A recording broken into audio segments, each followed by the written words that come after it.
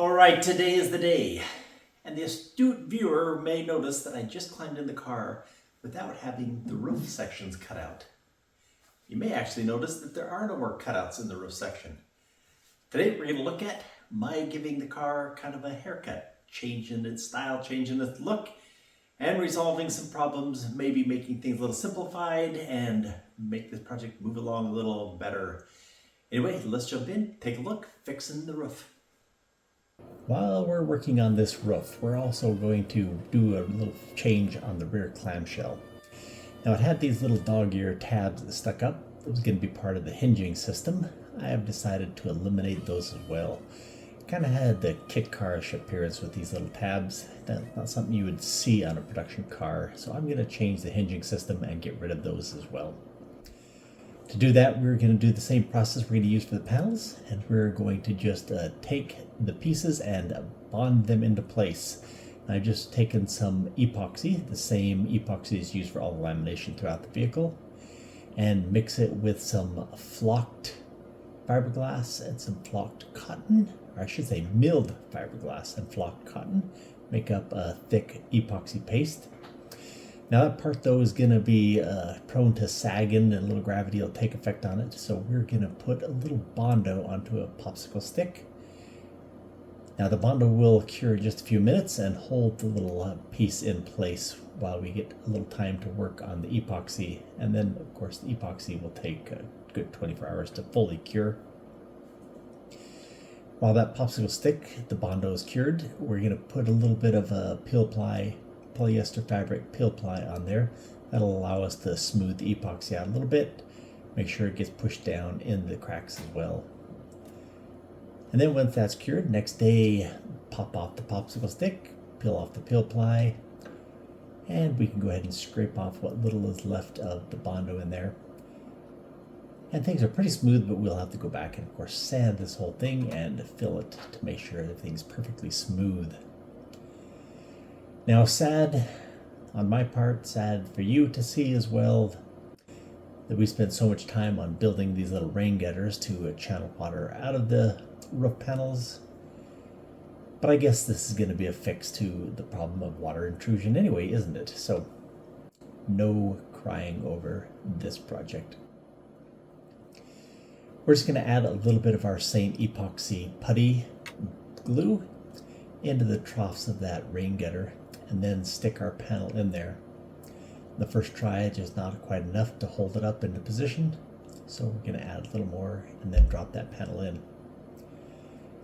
I'm going to go back and check this thing really well to make sure it's just as flat and transition as beautifully as we can. Found this one corner seems to keep sticking up, so I'm going to set some weights on there that'll hold that side down. Go around one more time, check all those surfaces. It seems to be nice and flush. Now we can go ahead and press our epoxy putty glue into the cracks.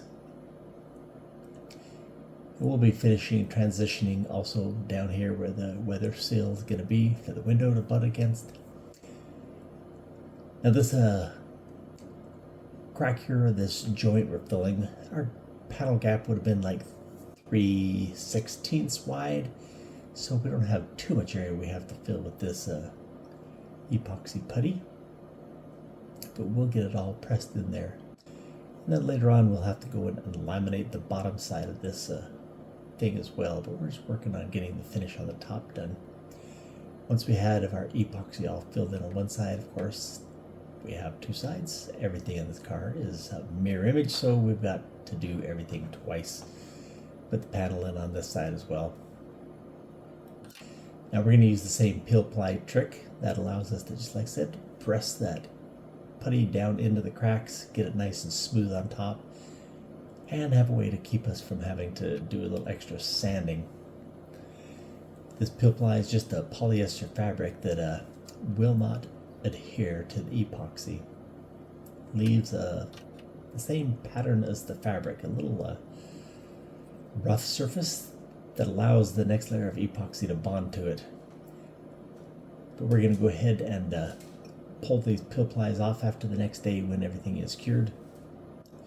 And as almost everything in any kind of bodywork, we've got to do some sanding. Seems nice and smooth, but there are just a few low spots. At least the thing is sturdily in place. A little block sanding to go across, make sure we get everything transitioned to nice, smooth. Of course, this is the biggest, flattest surface on the car that's going to be obvious for any blemishes, waves, or dips. So we're going to keep working this thing till it is perfect. Of course, our epoxy fill still sticks up even with that pill ply process. We're just going to work this whole thing down. Using, of course, a very rough 60 grit sandpaper, because this needs a good surface to lots of tooth in it to bond all these processes together.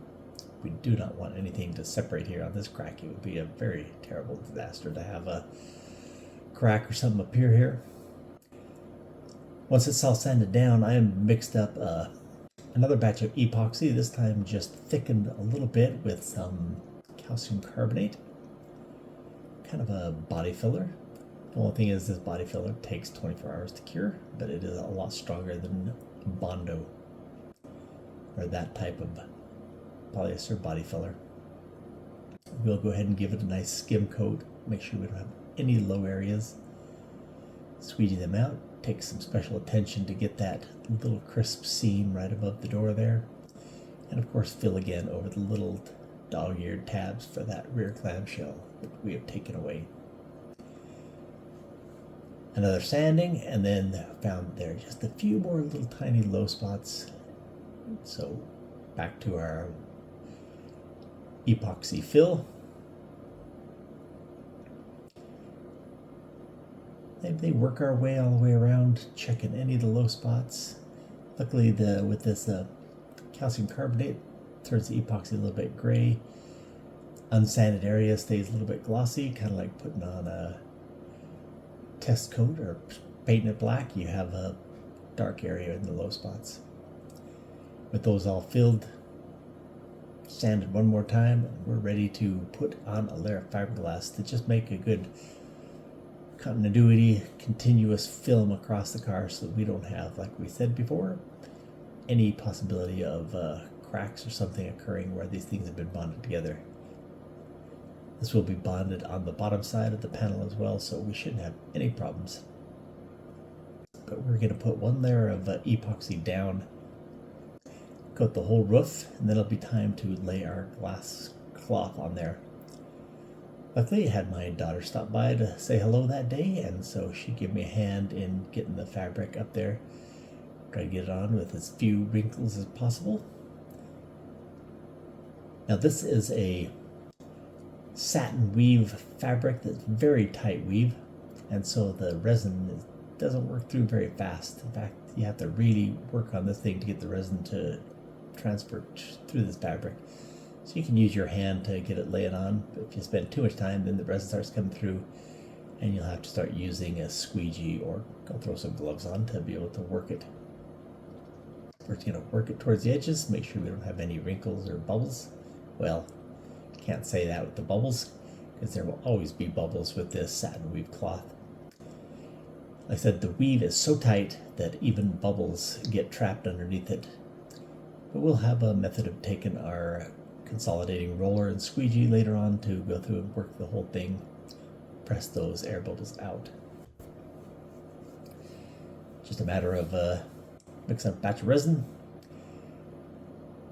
stippling it in with our paintbrush, and then taking our consolidating roller. And when I say consolidating roller, if you're not familiar with this, it's just like a paint roller, but it's actually made out of little steel discs. So it allows a little pressure, but a little gap between each of the discs where the air can move through the fabric and pop out and escape wherever the roller pushes it through. Just adding some pressure to the surface to move the resin in, move the air out. Squeegee, of course, goes back and forth to eliminate or keep the resin even throughout. Now the door change we did way back in another video also has the same problem, that we need to make sure that we have continuous film across it to make sure there is nothing with that part of the door that got bonded to the A pillar. We'll work it as well with that consolidating roller, make sure everything's nice and film, pull it tight. 2 hours later, when this thing's just starting to set off in the first layer of epoxy, mix up another batch. We're going to put a layer on there just to fill any areas between the weave of the fabric. When we finish in the end, we'll actually sand down till we just start to hit the fabric, and then we'll use a high build primer to cover up any possibility of the weave showing through. And there we have, squeegee down, nice clean glossy surface, everything sealed in smooth and tight.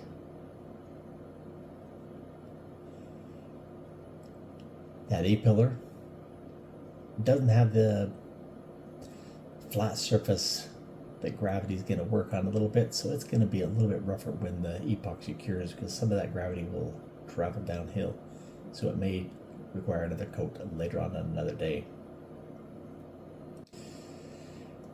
Now 2 or 3 hours into the process of the epoxy curing, you get to what they call the green state, and you can go back and take a razor blade and trim off any extra fabric.